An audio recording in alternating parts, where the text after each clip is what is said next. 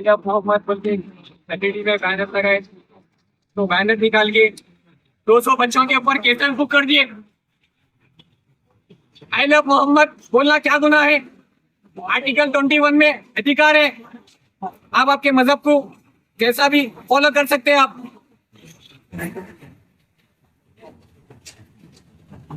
उठा के बच्चों को कैसा मुक्त कर दिए। आई लव मोहम्मद मरते दम तक बोलेंगे। आई लव मोहम्मद बोलने पे कैसा मुक्त कर दो, क्या करते कर दो, नहीं डरता मुसलमान।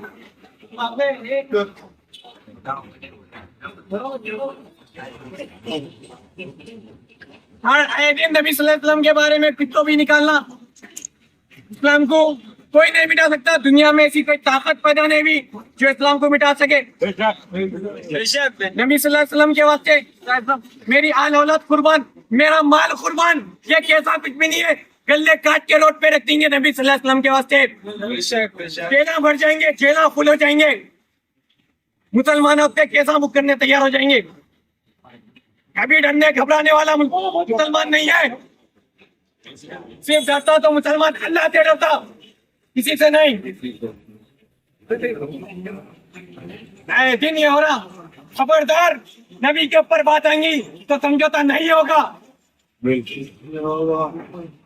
आई लव मोहम्मद।